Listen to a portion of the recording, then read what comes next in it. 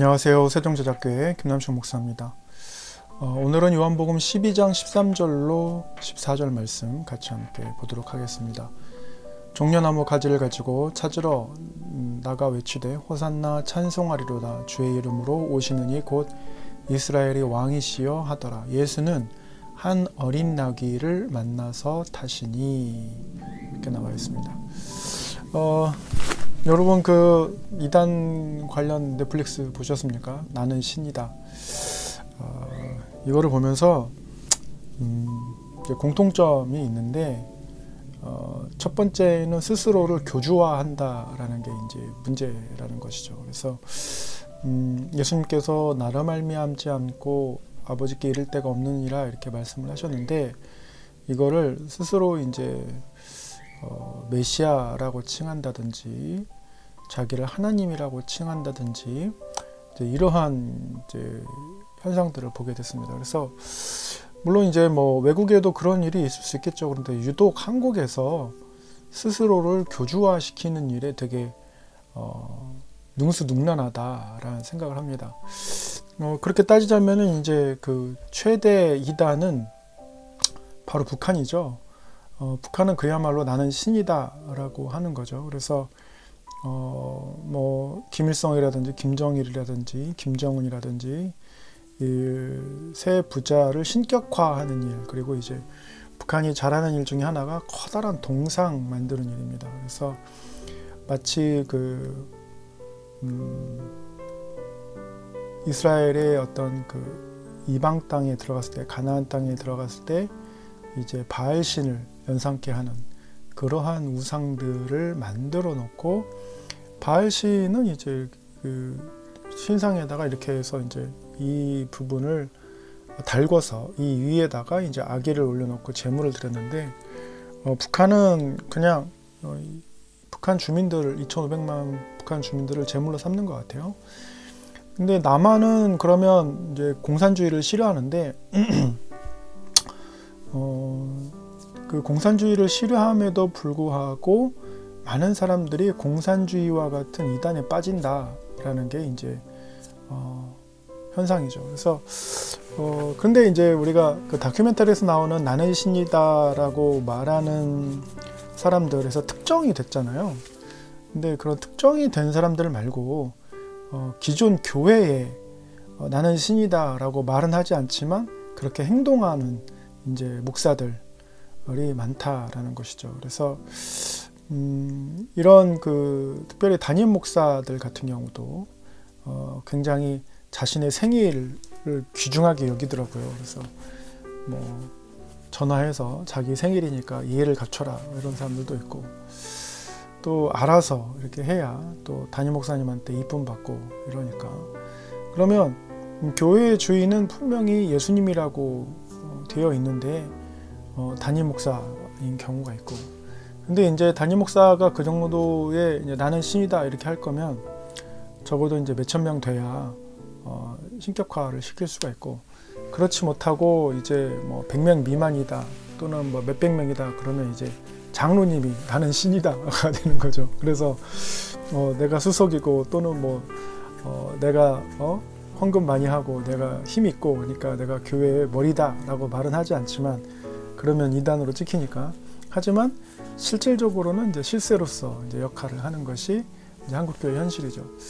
그래서 제 가까운 사람들 중에 한 명도 이제 어느 교회에 부임하게 되는데 그 교회의 장로님이 교회를 지었어요. 교회를 지었는데 이제 그 장로님이 이제 그 담임 목사를 뽑는 거죠. 그럼 뽑는 거면 어떤 겁니까? 우리가 그렇게 뭐까지 말하지 않지만 머슴을 뽑는 겁니다. 우리가 재벌집 막내 아들 이렇게 보니까 마름 뭐 이런 이야기가 나오던데 그래서 그 머슴을 뽑는 일에 이제 되게 그 떳떳해하고 또 그것에 또 그만큼 권력이 있다라는 것에 대해서 자부심도 느끼고 스스로 명예도 하고, 그러니까 나는 신이다가 되게 많은 것 같아요.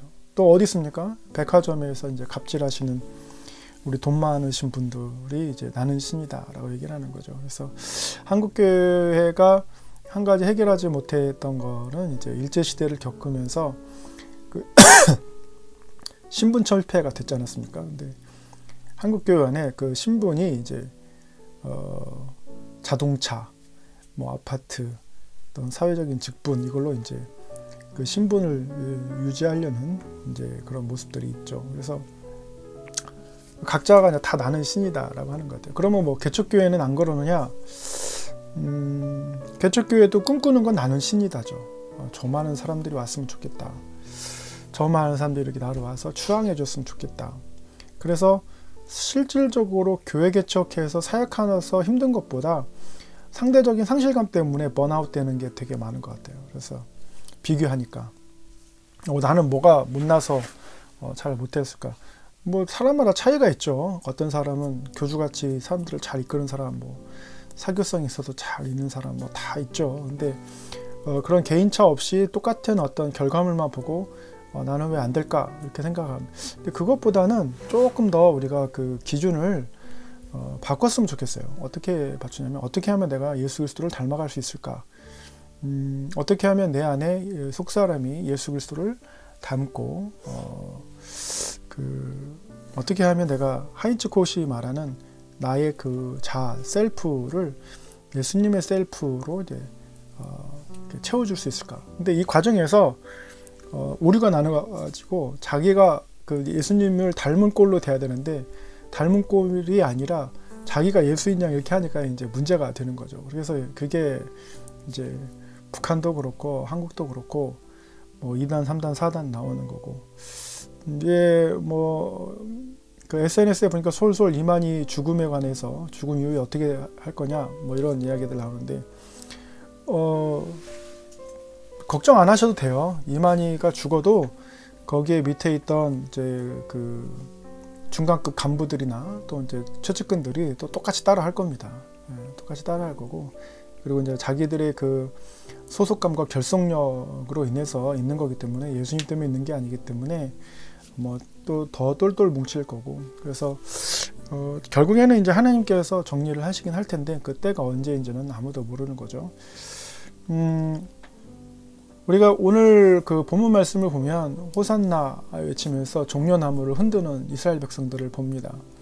근데 이스라엘 백성들을 보는데 그게 정말 그 자기가 원하는 신은 그 메시아는 보편적으로 봤을 때 유대인들한테는 이제 아무래도 정치적 군사적 메시아죠. 그래서 로마의 이제 속국에서 벗어나서 다시금 이제 그 이스라엘 제국, 솔로몬 제국의 영광을 찾는 것이고, 그래서 이제 그런데 예수님께서 모양이 조금 떨어져요.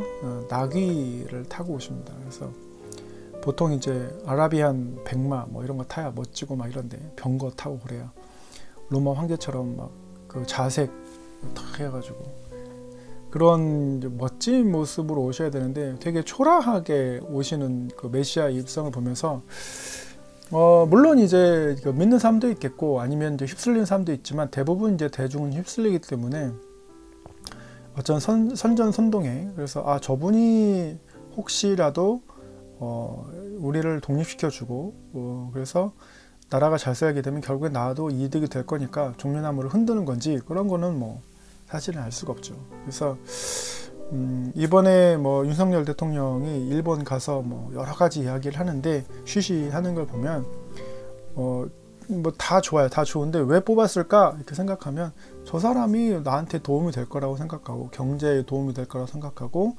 아파트값 상승에 뭔가 도움이 될 거라고 생각하는데 뭐 기대치는 다 다르죠. 그리고 결과도 다르고.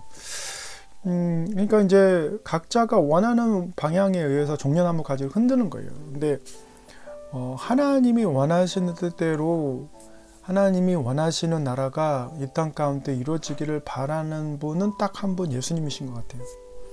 그리고 예수님께서 예루살렘에 입성하시는 뭐 특별한 어떤 이벤트 나사로를 직전에 살리셨기 때문에 굉장히 유대인들이 많이 믿었더라 이렇게 나오는데 그 믿음은 사실은 이러한 그 종려나무 가지가 흔들리는 이러한 믿음은 좀 이렇게 거품이라는 거죠. 왜냐하면 십자가 때 사람들이 끝까지 종려나무 흔들고 예수님을 뭐 우리 왕이요 이렇게 했냐? 그렇지 않고 그런 사람들 어디 가도 없어요. 오히려 그를 못 박아라 해서 이제 자기의 기대치하고 다르니까 이제 처형시키는 거를 이제 보는 거죠. 근데 이단들은 교주가 감옥에 가고 또 혹 죽어도 놀라운 것은 자신들의 신념이 틀리지 않았다는 것을 사회에 보여주기 위해서 결코 부정한다라는 거죠. 자기가 틀렸다라는 것을. 그래서 그걸 부정하든 부정하지 않든 간에 중요한 거는 뭐가 있습니까? 성경이 있기 때문에 성경의 예수님이 누구신지를 그대로 적고 있기 때문에 아무리 자기가 메시아라고 하더라도 뭐 들통날 수밖에 없죠. 근데 가장 안타까운 거는 이제 그 이단들에 대한 피해자예요. 여러분 북한 볼 때 뭐 그 사람들이 복되어 보이고 굉장히 막 생기발랄하고 행복해 보입니까? 그렇지 않죠. 여러분 이단들을 볼 때 어떻습니까? 이단들이 겉으로는 뭔가를 막 열심히 하지만 하면 할수록 계속해서 스스로 블랙홀에 빠지는 것을 느낄 거예요. 채울 수 없는 어떤 그런 허망함, 이러한 그것을 부정하기 위해서는 더 열심히 해야 되고 또 부정하기 위해서는 더 열심히 해야 되고 정신없이 스스로를 괴롭혀야 되거든요. 근데 그러다 보면 자신의 재산과 생명과 건강을 다 이제 잃게 되고 그래 봐야 이제 나중에 뒤늦게 후회한다라는 게 이제 전반적인 결론이죠. 그래서 이단이죠. 그래서 근데 한국 사회에 이단, 신천지라든지 그리고 또 무당 뭐 이런 큰 흐름이 거기에 게다가 플러스 정통 교회인 것 같지만 그리고 정통 교리를 따르는 것 같지만 살짝 아닌 것 같은 교회에 급한 돈이 있습니다 이러면서 헌금만 요구했는데 목사님 차 바꾸고 그런 거는 나는 신이다도 아니고 뭐 이단처럼 확실할 거면 하든지 아니면 말씀처럼 할 거면 확실한데 어중간하게 서서 그래서 예수님께서 그런 말씀 하셨는지도 모르겠어요. 네가 뜨겁든지 차갑든지 하라고 이렇게 그러셨는지 모르겠습니다. 우리는 그리스도인이 된다라는 것을 성도들을 주일 예배에 가둬 놓는 게 아니고요. 성도들을 그리스도인으로 일주일 동안 살아갈 수 있도록 격려하는 거잖아요. 그래서 교회가 서로가 믿음 안에 살면서 서로 위로하고 격려하고 말씀으로 하나 되고 성령을 추구하고 기도하고 뭐 이런 건데 뭐 담임 목사를 추구하기 위해서 추앙하기 위해서 모인 집단도 아니고 그렇다고 해서 어느 뭐 장로 직분들을 위해서 있는 것도 아니고 내가 외롭다고 해서 그 외로움을 달램을 받기 위해서 교회에 나가서 돈을 주고 위로를 받는 것도 아니고 어떻습니까?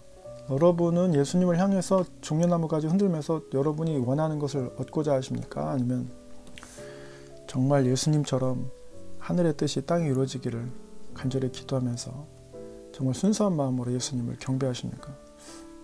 궁금하네요. 감사합니다.